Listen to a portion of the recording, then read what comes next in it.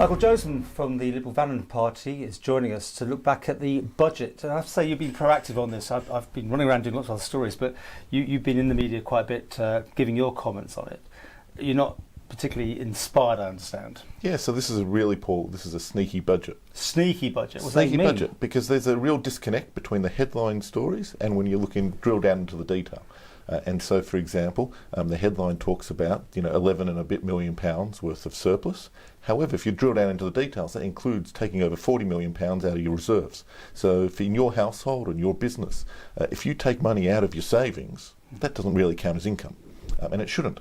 And so this is an example of how they're using spin and sneaky headlines rather than addressing the substantive issues. Because when I interviewed Alf Cannan, he was giving me the full-on, this is a great budget, and I do kind of always feel that those necessary more details than we ever see. But have you had a chance to look at the Pink Book yet? Yeah, exactly. And so this is where you reveal these sort of differences. And so, for example, for example, in that when you did that interview with him, you picked him up on the health spending. He talked about additional spending of up to his words were £5 million of additional health spending.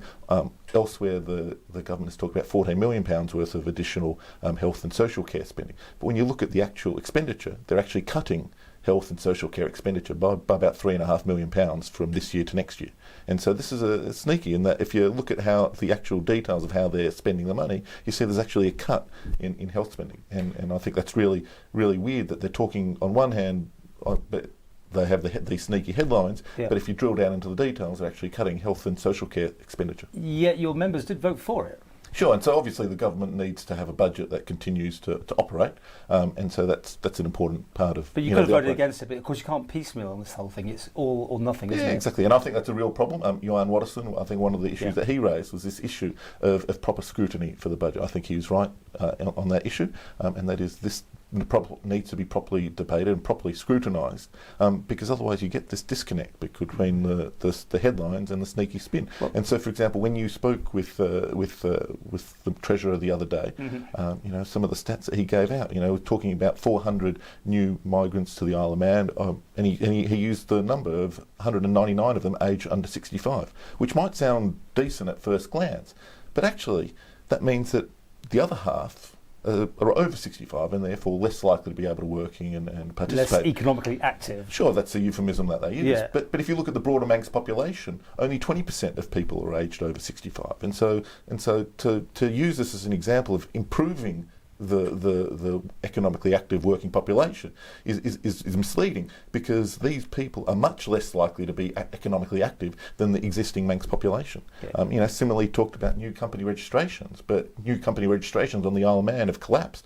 From 2008 they were up at about 1,800 a year, down to much less these days. And we've seen, I tried to put that to them, businesses moving their HQ now into the UK from the Isle of Man because they've lost the advantages. Do you think that's going to be happening more and more? Basically, the Isle of Man has not got that extra bit now that people need to put their business. Yes, so some businesses will be doing that. And I guess as we look towards the future, as I think one of the important things is it's not good enough to just snipe and criticise, but also LibVan needs to provide a positive vision for the future. I was going to ask you, what would you do differently about the budget? And so one of the, I guess, broader macro challenges that we in the UK, and rather we in the Isle of Man, but also in the UK and the US and other members of these English-speaking nations, we need to recognise that over the last 10 years there's been a huge increase in the global supply of labour, especially coming out of very cheap, low-rank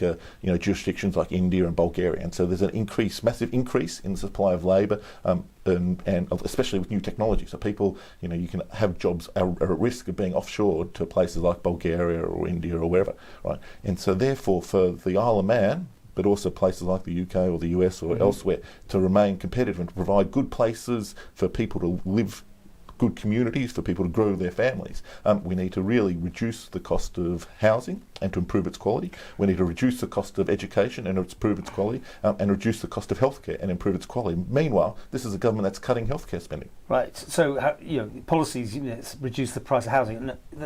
Build more houses. I mean, they're doing that anyway, aren't they? Surely that's they're not. Oversupply rather, isn't it? Well, there's no oversupply, and you can tell there's no oversupply because prices for houses on the Isle of Man are at all-time highs. And so, there's a lot of, struggling Manx families who are unable to get on the property ladder. And so that's one of the driving causes of inequality in our community, and one of the things that the next government really needs to pick up and fix. And so, to get into the specifics, we'll release those policies in the, closer to the election. But certainly that's the broad strategic vision, and that is we need to reduce the cost of housing and make it better.